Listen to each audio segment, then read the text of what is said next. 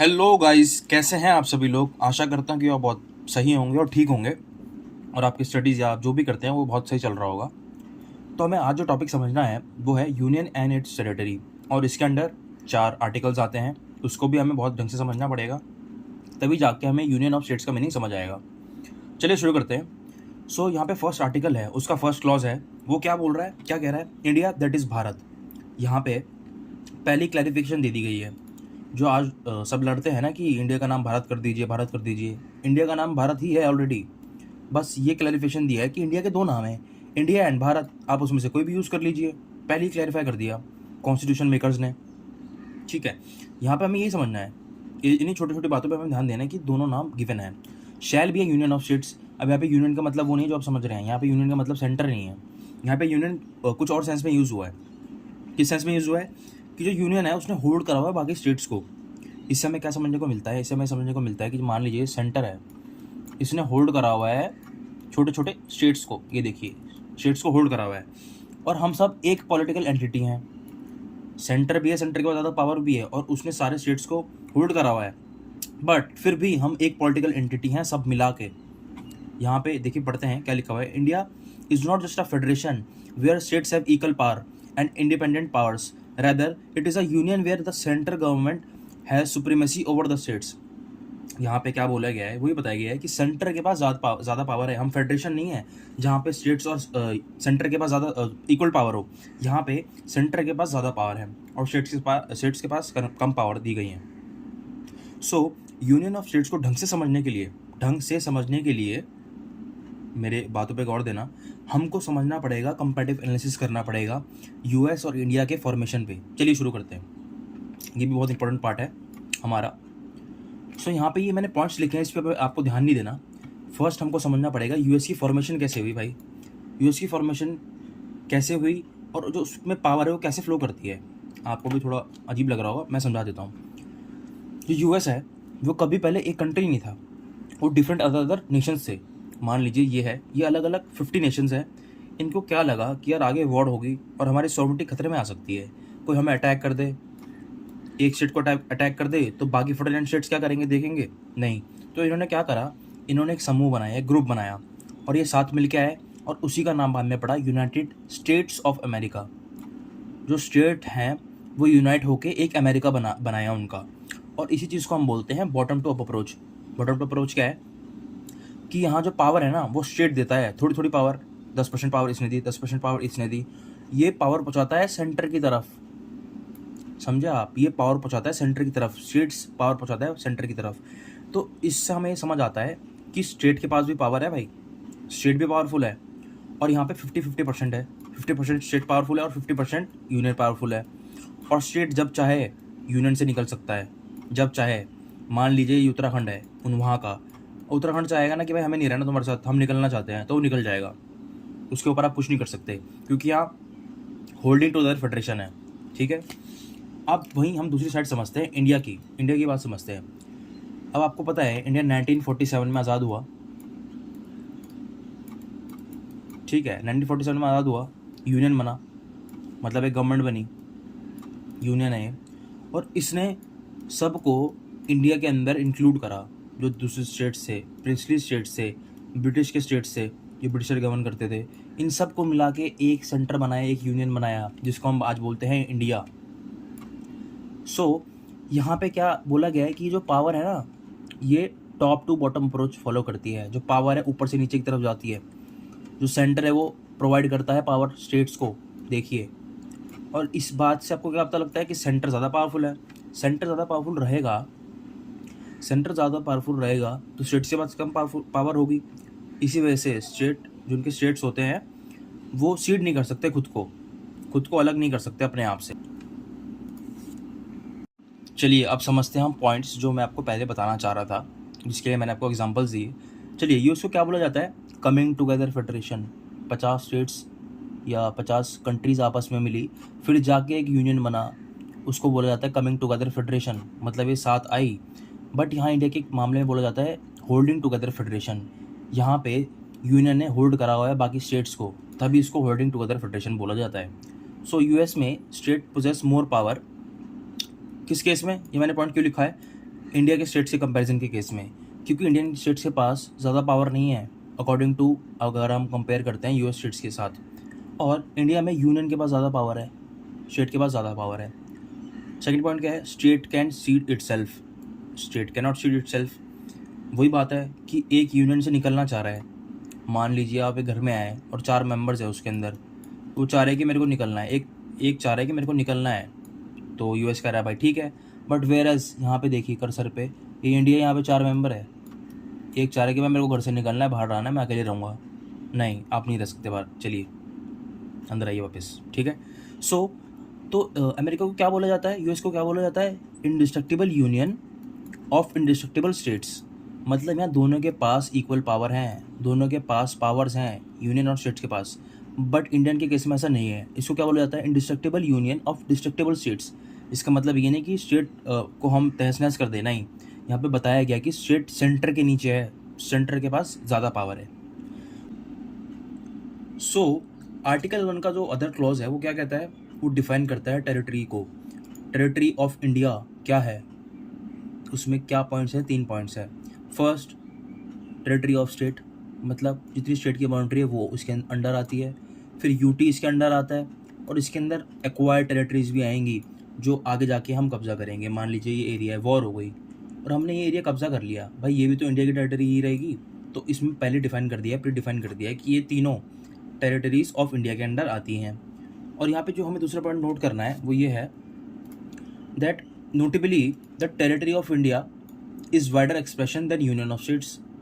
अब इसलिए क्या कहना चाह रहा है कि टेरिटरी ऑफ इंडिया बहुत बड़ा है, वेरएज यूनियन ऑफ इंडिया ना बहुत छोटा है, क्योंकि यूनियन ऑफ इंडिया के अंदर बस स्टेट्स आते हैं, ये देखिए स्टेट्स आएंगे इसके अंडर बस।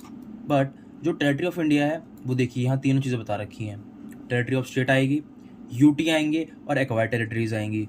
सो यहाँ पे हमें यही क्रक्स इसका निकलता है कि टेरिटरीज ऑफ इंडिया के अंदर क्या क्या पॉइंट्स आते हैं और क्या क्या जगहें आती हैं, बस यही क्लॉज था इसका। तो चलिए हमें अब जो समझना है वो है आर्टिकल 2, देखिए ये रहा, इसको हम एक एग्जांपल लेके भी समझेंगे। सो यहाँ पे जो हमें चीज़ ध्यान देनी है वो है एडमिशन और establishment of new states. New states तभी बच्चे कंफ्यूज होते हैं आर्टिकल 2 और 3 में, जब भी हमें फॉर्मेशन करना है ना किसी न्यू स्टेट को या किसी एरिया को हमें अपने यूनियन में लाना है, या उसका नया स्टेट बना देना है एक बाहर से। वो पहले स्टेट नहीं था, वो कुछ नहीं था, इंडिया का हिस्सा नहीं था, पर उसको हमें अपने अंदर एक्वायर करके हमने उसे टेरिटरी बना दी, ठीक है, हमने अपने अंडर लिया है उसे, तो आर्टिकल 2 यूज़ होगा। देखिए पढ़ते हैं, पार्लियामेंट में by law admit into union और एस्टैब्लिश न्यू स्टेट और such terms condition as it thinks fit by simple majority. तो ये पावर ने हमने पार्लियामेंट को दे रखी है। पार्लियामेंट क्या है, लोकसभा, राज्यसभा और प्रेसिडेंट, ये तीनों मिलके पार्लियामेंट बनता है, ठीक है। सो इसको सिंपल मेजोरिटी से हमें पास करना पड़ेगा। अगर हमने सिंपल मेजोरिटी से वो बिल पास कर दिया तो न्यू स्टेट्स बन जाएगा, या हम यूनियन में ऐड कर देंगे, सिंपल है। सो सिंपल मेजोरिटी का मीनिंग क्या होता है, आइए समझते हैं सिंपल मेजोरिटी का मीनिंग। सो यहाँ पे क्या दिया गया है, 50% +1 of the vote cast by member present and voting. ये पिछली वीडियो में मैंने समझाया था आपको, बट मैं फिर से एक बार समझा देता हूँ, यहाँ ध्यान दीजिए। मान लीजिए कि लोकसभा है, लोकसभा में कितने मेंबर हैं, मान लीजिए एट प्रेजेंट 500 मेंबर है, ये स्ट्रेंथ हो गई लोकसभा की। इसमें से 50 एब्सेंट है, ये भी हमें माइनस करना पड़ेगा, और 50 ऐसे जो वोट नहीं देना चाहते, वो कह रहे हैं कि हम रिफ्रेन करते हैं वोट देने से, हमें वोट ही नहीं देना भाई, ठीक है, हम जा रहे हैं बाहर थोड़ा पैटीज वैटीज खाएंगे। तो कितने लोग बच गए, 400। अब ये रही न्यू स्ट्रेंथ, मतलब देखिए नीचे लिखा हुआ है ना, 50% +1 of voting cast by member present. Present का मतलब क्या हुआ, जो एब्सेंट है उसको हटा दो। वोटिंग का मतलब क्या, जो वोट नहीं देना चाहते उसको भी हटा दो। इसका 50% लेना है हमको, 50% लिया हमने +1, मतलब 201 लोग जब उस बिल को असेंट देंगे ना अपना, तभी जाके वो सिंपल मेजोरिटी से बिल पास होगा। इसी को सिंपल मेजोरिटी बोला जाता है। बस इसमें हमें और ज़्यादा ध्यान देने की ज़रूरत नहीं है। बाकी मैं आपको बाद में भी रिवाइज कराऊंगा, जब भी खत्म हो जाएगा ना टॉपिक, इसके बाद भी मैं एक दो मिनट डिवीजन में दूंगा। चलिए अब आता है हमारा प्यारा article 3, formation of new states and alteration of areas, boundaries of names of existing states. देखिए एक सेकेंड। सो यहाँ पे बेसिक डिफरेंस 2 और 3 के अंदर क्या है कि जो हमारे अंदर स्टेट्स है ना, हम उन्हीं के साथ खेले जा रहे हैं कि 2 यूटी को एक स्टेट बना दिया, 2 स्टेट को मिला के एक स्टेट बना दिया, बाउंड्री बड़ी कर दी, बाउंड्री छोटी कर दी, नया नाम दे दिया। सो इसके लिए हम आर्टिकल 3 यूज़ करते हैं। सिंपल है, ज़्यादा इसको कॉम्प्लेक्स करने की ज़रूरत है ही नहीं। अगर बाहर से कोई स्टेट आ रहा है इंडिया के अंदर तो वो आर्टिकल 2 के अंडर आएगा, ठीक है। जब यूनियन के अंदर उसको लाना है तो आर्टिकल 2 यूज़ होगा। अगर हमारा जो प्रेजेंट जो स्टेट है उसको तोड़ना है यूटी में, या 2 यूटी तोड़ के एक स्टेट बनाना है, ये सारी चीज़ें भी होती है ना, उसके लिए आर्टिकल 3 यूज़ होगा। यहाँ पे मैंने इसी चीज़ के लिए आपको निमोनिक्स दे रखा है। निमोनिक्स क्या है ये देखिए, डिफ़ा, इसको डिफ़ा करके याद रख लीजिए। तो डिफ़ा क्या है, डिमिनिश करना है एरिया, इंक्रीज़ करना है एरिया, ठीक है। फॉर न्यू स्टेट, स्टेट तोड़ के एक स्टेट बनाना है, तो यूटी से एक स्टेट बनाना है, तो ये formation of new state article 3 के अंडर होगा। अभी मैं इसका एग्जांपल भी दूंगा आपको। और ये क्या है, ऑल्ट्रेशन ऑफ बाउंड्रीज, मान लीजिए ये एरिया है, इसको मेरे को बड़ा करना है तो भी आर्टिकल यूज़ होगा। और ऑल्ट्रेशन ऑफ नेम्स भी अगर मान लीजिए आपको एक स्टेट का नेम दूसरा बदल के रखना है तो भी आर्टिकल 3 यूज़ होगा। अब आपने नोटिस करा कि आर्टिकल 2 में भी सिंपल मेजोरिटी चाहिए और आर्टिकल 3 में भी सिंपल मेजोरिटी चाहिए, अमेंडमेंट की ज़रूरत नहीं है।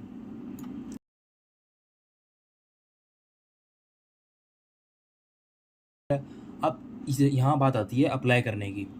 इसको अप्लाई कैसे करा जाता है? आर्टिकल 3 तो है बहुत पावरफुल, ये बताता है हमें कि यूनियन के पास कितनी पावर है। वो किसी स्टेट को भी किसी स्टेट का भी नेम बदल सकती है, कुछ भी कर सकती है स्टेट के साथ। सो यहाँ पे बोला जाता है प्रेसिडेंट पहले आएंगे, वो बिल प्रपोज करेंगे, उन्होंने बिल प्रपोज करा, फिर स्टेट के पास 2 मंथ होंगे रिस्पॉन्ड करने के लिए। कैसे कि ये भाई बिल है, देख लो, आपको तोड़ना है, आपके स्टेट को तोड़ना है, आप अपना रिव्यू इसमें दे दीजिए, लिख के दे दीजिए। बट आपका रिव्यू मैटर नहीं करता, आप जो भी बोलो कुछ मैटर नहीं करता। वो यूनियन ने अगर बोल दिया कि टूटेगा अगर पास हो गया तो ठीक है, बस उसके रिव्यू का वेट होता है कि आप ऐसे मत करिए वैसे मत करिए। वो फिर उस सेंटर के पास पावर्स है उसको चेंज करने की।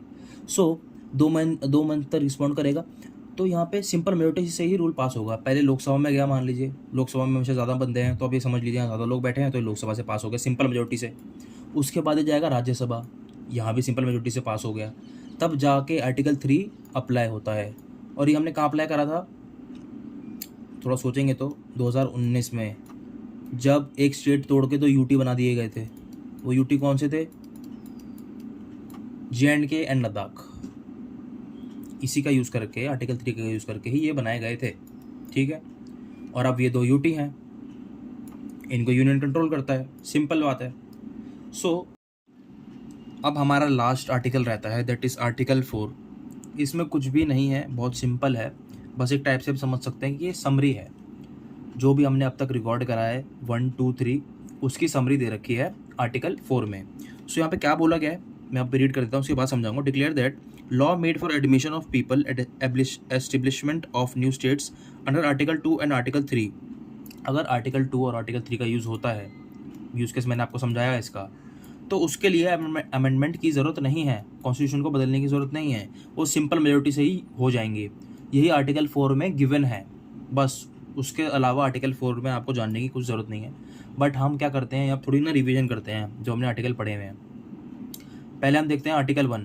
देखिए आर्टिकल 1, इसमें एक्वायर्ड टेरिटरीज का हमें दिया हुआ है, तो हम यहाँ पे देख लेते हैं। अगर हमें कोई भी अपना पार्ट सीड करना है, मतलब गिव अवे करना है, या हमें एक्वायर करना है, एक्वायर, तो सीड में तो क्या, मैंने क्या बताया था आपको कि अमेंडमेंट की ज़रूरत तो पड़ेगी। आप ऐसे भी अपना एरिया किसी को नहीं दे सकते कि आपने सिंपल मेजोरिटी में रूल बनाया, बिल बनाया और उसको दे दिया, नहीं, अमेंडमेंट की ज़रूरत है, यस।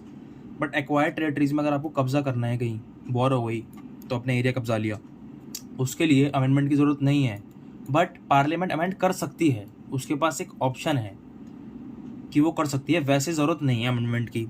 अब आर्टिकल 2 में आते हैं। आर्टिकल 2 में क्या बताया था मैंने आपको, formation of new states versus वो स्टेट्स जो इंडिया के मतलब बाहर हैं, मतलब अभी तक यूनियन में जुड़े नहीं हैं, उनको जोड़ने के लिए आर्टिकल 2 यूज़ होता है। ऐसा मान के चलिए यूनियन से उसको स्टेट बनाना है उसको, उसमें भी अमेंडमेंट की ज़रूरत नहीं है, नो नीड, अमेंडमेंट की नीड नहीं है, ठीक है। सिंपल मेजोरिटी से ये काम आपका हो जाएगा। और आर्टिकल 3 में क्या है, आर्टिकल 3 में क्या है, अगर आपको एग्जिस्टिंग जो स्टेट्स हमारे, उनके साथ ही उसको डिमिनिश करना है, उसको इंक्रीज़ करना है, दो यूटी को मिला के स्टेट बनाना है या एक स्टेट तोड़ के दो यूटी बनाने हैं, उसमें भी आपको अमेंडमेंट की ज़रूरत नहीं है। उसमें आपको बस सिंपल मेजॉरिटी करनी है, उससे भी आपका काम हो जाएगा। सो आर्टिकल 3 के अंडर हमने क्या करा था, बेरूबरी ट्रांसफ़र हुआ था, 9th कॉन्स्टिट्यूशनल अमेंडमेंट हुई थी इसके अंडर, ये भी ध्यान रखना है आपको। और 100th कॉन्स्टिट्यूशनल अमेंडमेंट भी हुई थी, अमेंडमेंट जिसमें हमने कुछ सर्टेन एनक्लेव्स थे बांग्लादेश और इंडिया के बीच, वो भी हमने इधर उधर करे। मतलब थोड़ा जो पार्ट था वो बांग्लादेश ने हमको दिया, इंडिया को, और कुछ पार्ट हमने उनको दिया। सो thank you so much guys, यही था आज का टॉपिक। और आपको अगर पसंद आया तो इसको लाइक ज़रूर करिए और सब्सक्राइब ज़रूर करिए। अब नेक्स्ट जो टॉपिक हमारा रहेगा ना, वो रहेगा सिटीजनशिप, क्योंकि अब हमने आर्टिकल 1 to 4 पढ़े। नेक्स्ट में हमें क्या पढ़ना है, आर्टिकल 5th to 11th, ये आर्टिकल होते हैं सिटीजनशिप के। So thank you so much guys for watching my video. Good bye.